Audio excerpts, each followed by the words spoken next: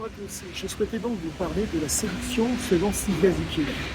Il s'avère que, de par mes nombreuses lectures, de par ma compréhension du texte et les recherches que j'effectue sur la neurophysiologie et sur la neurophysiologie, sur la biologie et de l'homme, je constate que les écrits démontrent et expliquent nombre de, si je puis dire, en tout cas, cette capacité qu'il avait à pouvoir séduire, qui était entre guillemets somme toute, on va dire, pas exceptionnel, mais c'était un homme de l'instant, c'était un homme qui ne se projetait, mais il vivait l'instant présent pleinement. Ce qui fait qu'on se retrouve face à un homme qui était capable d'utiliser des moyens, somme toute, je ne dirais pas dégoûtants, mais qui était capable de faire feu quasiment de ce qu'il fallait pour arriver à ses fins. Comprenez qu'on n'est pas face à un homme qui thésaurise, on est face à un homme qui va utiliser. Pour que ça soit d'autant plus visible. La présentation, la représentation, la réputation était le mot d'ordre de cet homme. Donc pour se faire séducteur, il utilisait tout ce qu'il avait en main. S'il était, et la problématique, quoi que problématique, comme il est le fruit d'un conditionnement et d'un renforcement négatif, on se retrouve face à un homme qui est dans l'impulsion. Pas dans la compulsion, mais dans l'impulsion. Et ça donne quelque chose de, en tout cas pour moi, qui est très intéressant à devoir comprendre et à pouvoir expliquer. Cette impulsion fait que lorsque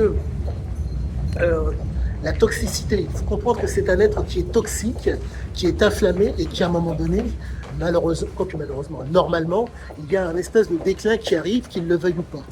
Et donc, lorsque l'inflammation est présente, ça va. Mais lorsque la toxicité est trop prégnante, il y a un déclin qui fait qu'il ne peut pas réagir. Donc, on se retrouve face à un homme qui va, vaille que vaille,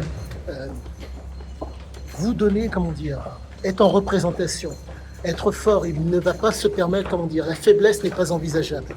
Ça, c'est dû à son côté, si je puis dire, albanais, à cause de l'éducation du père, qui expliquait qu'on ne montre pas sa faiblesse, on n'est pas un délit. Ce qui fait que vous allez avoir un homme qui va porter beau, porter fier, qu'il soit son avantage ou pas.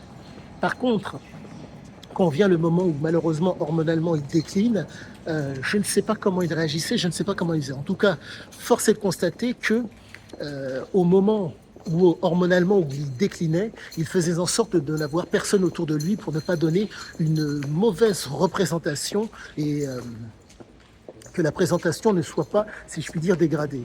Mais donc j'en reviens à la fameuse séduction. La séduction chez cet homme se passait par la présentation et la représentation. Ce qui fait que c'était idyllique. Mais à un moment donné, quand la personne en face a eu conscience, il faisait en sorte de passer la conscience de la personne. Il a raison, la façon était d'autant plus simple. La prise de substance. Il s'avère que la génération de dopamine fait qu'on se retrouve avec un type qui est capable d'utiliser des substances toxiques pour pouvoir faire en sorte que la personne ne se rende pas compte et puisse se donner d'autant plus facilement.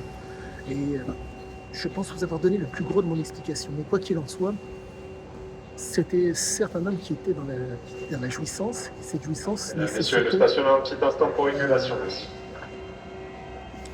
Dans son cas, malheureusement, cette jouissance était le fait, pardonnez-moi, soit en tout cas, il avait besoin soit d'un environnement adéquat, soit d'une substance qui permettait d'accentuer son taux de dopamine. On n'est pas face à un homme qui, arrive à raisonner, à réfléchir. Il raisonne. Il raisonne par rapport à ce qu'il est. Donc, ce qui fait qu'il cherchait constamment des éléments contextuels pour pouvoir être au mieux. Et et voilà le temps. Sur ce, à tous, excellente fin de soirée. Je vous dis à bientôt pour la suite.